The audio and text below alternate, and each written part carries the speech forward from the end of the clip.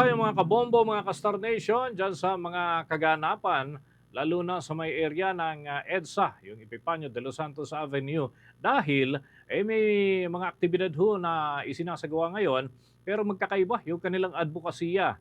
Itong rally nga na isasagawa o isinagawa kani-kanina ay para umano sa hinaing at sigaw daw ng ilang grupo na mapatalsik ang pangalawang Pangulo, pati yung usapin ng pambansang budget ng ating ngayong taon, 2025 national budget, ay bahagi rin ng paksa sa naturang aktibidad. May balita si Bombo Bea Pinisa.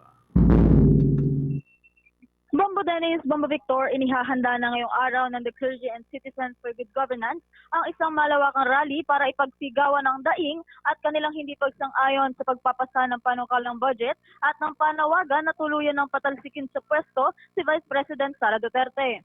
Ayon kay Monsignor Mel David mula sa Diocese of Parañaque, damang-damaan niya nila ang mga daing at hinagpis ng mga Pilipinong lumalaban para sa pagkakaroon ng accountability at transparency sa loob ng gobyerno. Ito anya ang kanilang paraan para mas maipahayag ang nais nilang sabihin sa administrasyon dahil hindi maipahayag ng mga mamamayan ang kanilang saloobin at maipabatid ito ng direkta sa pamahalaan. Ani David, kaya sasamahan ng CCGG at ng ilan pang lider ng simbahan ngayong araw ang mga ito bilang bahagi sa pakikiisa sa panawagan nila. Pakinggan natin ang bahagi ng pahayag ni Monsignor Mel David.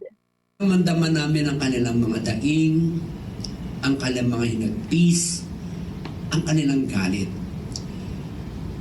But they could not express their anger in a more concrete way than to express it with those who minister to them, we their pastors. And so we join the multitudes who cry out in anger.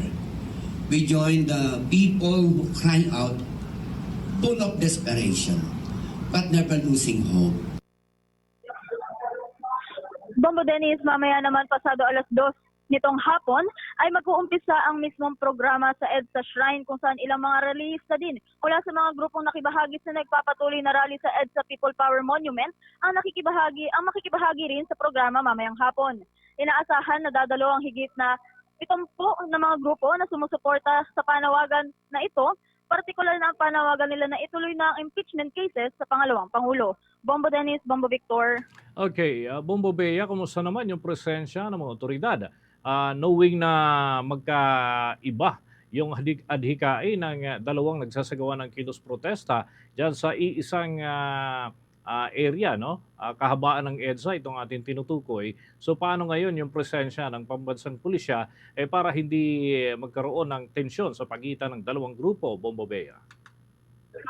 Bombo Dennis, sa pakikipag-ugnayan natin sa parte ng seguridad dito sa EDSA, sa kahabaan ng EDSA, at maski na rin dun sa ilang mga leader ng grupo na nakikiisa dun sa rally sa EDSA People Power Monument, sabi nila, pagkatapos mismo nitong rally na isinasagawa dito sa EDSA People Power Monument, ilang mga grupo o ilang bahagi nito ay makikiisa din dun sa pangalawang gaganapin na rally dito naman sa bahagi ng EDSA Shrine, kung saan ito na yung makikita na natin dito ang ilang mga leader ng simbahan na nananawagan dun sa kanilang accountability at transparency na hinihiling nila ngayon sa administrasyon. And so far, yung mga otoridad naman na nagbabantay rito, umaabot sila doon sa simula sa monumento ng People Power Monument nga hanggang dito sa may EDSA Shrine. Mahigpit ang ipinapatupad na seguridad at hindi rin hinahayaan na madamay o bumuhos